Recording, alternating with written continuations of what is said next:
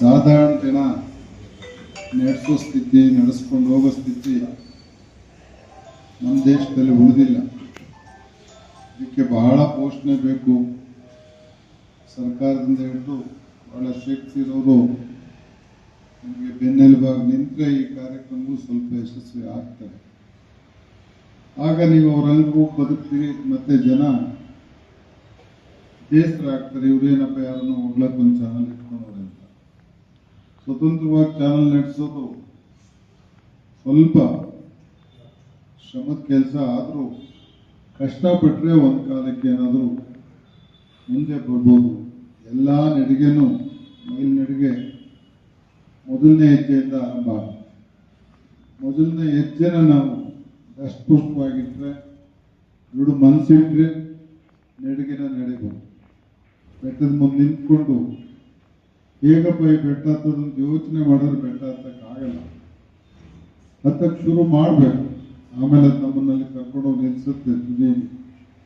ಆಗ ಕೆಳಗೆ ನೋಡಿದ್ರೆ ಸಮಾಧಾನ ಆಗುತ್ತೆ, ನಾನು ಇಷ್ಟು ದೊಡ್ಡ ಬೆಟ್ಟ ಹತ್ತು ಬಂದಲ್ಲ ಅಂತೇಳಿ. ಹತ್ತುವಾಗ ಏನು ಹಿಡಿದು ನಮ್ಗೆ ಗೊತ್ತಾಗಲ್ಲ. ಹಾಗಾಗಿ ಬೆಟ್ಟ ಹತ್ತಬೇಕಾದ್ರೆ ಮನಸ್ಸನ್ನು ದೃಢ ಮಾಡ್ಕೊಂಡು ಹೋಗೋ ಕೆಲಸ ಗಜೇಂದ್ರ ಮಾಡಲಿ. ಈಗಾಗಲೇ ಪರ ವಿರೋಧ ಎಲ್ಲ ಅವರು ಸೃಷ್ಟಿ ಮಾಡ್ಕೊಂಡ್ಬಿಟ್ಟವ್ರೆ. ಬೇರೆ ಚಾನಲಲ್ಲಿ ಎದ್ದು ಗಜೇಂದ್ರನ ಪರವಾಗಿರೋರು ಇದ್ದಾರೆ, ಗಜೇಂದ್ರನ ವಿರುದ್ಧವಾಗಿರೋರು. ಏನ್ ಬರೋದ್ರು ಅದೇ ಚರ್ಚೆ ಮುಂದುವರ್ಕೊಂಡು ಹೋಗ್ತಾ ಇರುತ್ತೆ. ಆದ್ರೆ ಇಲ್ಲಿವರೆಗೆ ಮಾಧ್ಯಮದಲ್ಲಿ ಇರ್ತೀರಿ, ದಯಮಾಡಿ ನಿಷ್ಪಕ್ಷಪಾತವಾಗಿರುವಂತ ಸ್ಥಿತಿನ ತರಬೇಕು. ಯಾರೇ ಆಗಲಿ, ಏನೇ ಆಗಲಿ, ನಮ್ಮ ಮನಸ್ಸಿಗೆ ವಿರುದ್ಧ ಆದನ್ನ, ನಮ್ಮ ಆತ್ಮಸಾಕ್ಷಿಗೆ ವಿರುದ್ಧ ಆದನ್ನ ಒಪ್ಪಬಾರದು. ಮತ್ತೆ ನಮ್ಗೆ ಇಷ್ಟ ಇಲ್ಲ ಅನ್ನೋ ಕಾರಣಕ್ಕೆ ಯಾರನ್ನ ಅವಹೇಳನ ಮಾಡೋಂಥ ಸ್ಥಿತಿಗೆ ಹೋಗ್ಬಾರ್ದು. ಮನುಷ್ಯರಲ್ಲಿ ಏನಾದರೂ ಒಳ್ಳೆಯವ್ರು ನೋಡ್ತಾ ಇದ್ರೆ ಅದು ಒಳ್ಳೆತನ. ಒಳ್ಳೆಯವರು ಸಾಮಾನ್ಯವಾಗಿ ಒಳ್ಳೆದನ್ನೇ ಗುರುತಿಸ್ತಾ ಹೋಗ್ತಾರೆ, ಕೆಟ್ಟವರು ಅದನ್ನು ಕೆಟ್ಟದ್ದೇ ಗುರುತಿಸ್ತಾ ಹೋಗಿ ನೆಗೆಟಿವ್ ಎನರ್ಜಿನೇ ಡೆವಲಪ್ ಮಾಡ್ಕೊತಾರೆ. ಬರೀ ಕೆಟ್ಟದ್ದು ನೋಡದೆ ಮಾಧ್ಯಮದ ಕಣ್ಣು ಹಾಕಬಾರ್ದು, ಎರಡೂ ನೋಡಬೇಕು. ನಿಷ್ಪಕ್ಷಪಾತವಾಗಿ ಹಂಸಕ್ಷೀರ ನ್ಯಾಯ ಅಂತ ನಾವು ಹೇಳ್ತೀವಿ.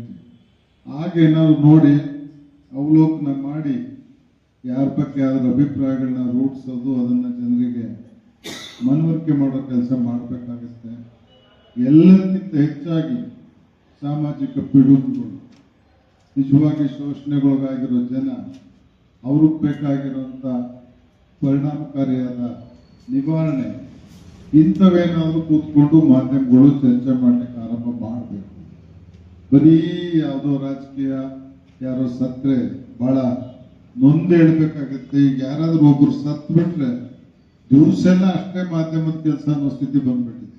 ಏನು ಟಿವಿ ಆನ್ ಮಾಡಂಗೇ ಇಲ್ಲ. ಬೆಳಗಿನ ಸಾಯಂಕಾಲದವರೆಗೂ ಅವ್ರ ಮನೇಲಿ ನೋಡ್ತಾರಲ್ವ, ನಾವಂತೂ ಅವ್ರ ಹೆಣ ನೋಡ್ತಲೇ ಇರಬೇಕು.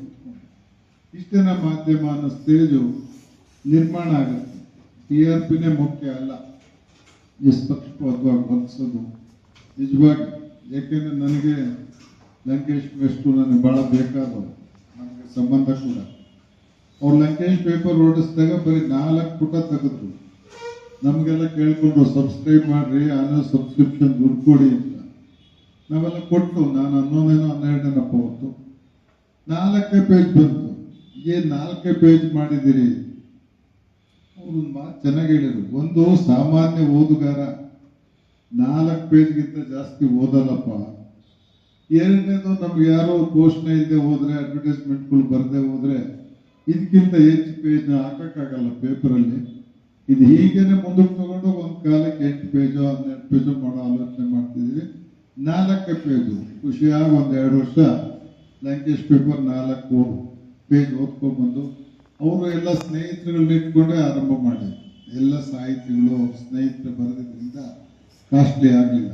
ಅಂಥ ಪತ್ರಿಕೆ ಕೂಡ ಒಂದು ಕಾಲಕ್ಕೆ ಅವಸಾನಕ್ಕೆ ಹೋಗೋ ಸ್ಥಿತಿ ನಿರ್ಮಾಣ ಆಗಿತ್ತು. ಏನೋ ದೊಡ್ಡ ಮನಸ್ಸು ಮಾಡಿ ಗೌರಿ ಅವರು ಅದನ್ನು ಕಳ್ಕೊಂಡು ಹೋಗ್ತಾ ಇದ್ದಾರೆ. ಬಿಟ್ಟರೆ ಒಂದು ಪೇಪರ್, ಒಂದು ಅಡ್ವರ್ಟೈಸ್ಮೆಂಟ್ ಇಲ್ಲದೆ ನಡೆಯೋದು ಅಷ್ಟೊಂದು ಸುಲಭ ಅಂತ ಅನ್ಸಲ್ಲ ಅನ್ನೋ ಸ್ಥಿತಿ ನಿರ್ಮಾಣ ಆಗಿದೆ. ಆ ಕಡೆ ಯೋಚನೆ ಮಾಡಿ ಏನಾದ್ರು ಮಾಡಿ ಚಿಕ್ಕನಾಯಕಳ್ಳಿ ಅಂತ ಒಂದು ಹಿಂದುಳಿದ ತಾಲೂಕಲ್ಲಿ ಇವತ್ತು ನೀವು ಒಂದು ಮಾಧ್ಯಮದ ಉದ್ಘಾಟನೆ ಮಾಡ್ತಾ ಇದ್ದೀರಾ. ಚಿಕ್ಕನಾಯಕಳ್ಳಿನ ಜಗತ್ತಿಗೆ ಪರಿಚಯ ಮಾಡಿಸೋ ಕೆಲಸ ಆಗಬೇಕು. ಚಿಕ್ಕನಾಯಕಳ್ಳಿಲಿರೋ ಒಳಿತುಗಳನ್ನು ಕೂಡ ಹೇಳಬೇಕು. ಬರೀ ಕೆಟ್ಟ ಹೇಳ್ಕೊಂಡು ಹೋಗ್ತಾ ಇದ್ರೆ ನಮ್ಮನ್ನು ನಾವೇ ಅವಹೇಳನ ಮಾಡ್ತೀವಿ. ಟೀಕೆ ಮಾಡೋದೇ ಪೇಪರ್ ಕೆಲಸ ಅಲ್ಲ, ಒಳ್ಳೇದು ಹೇಳೋದು ಪೇಪರ್ನವ್ರ ಕೆಲಸ ಹಾಕ್ಬೇಕು.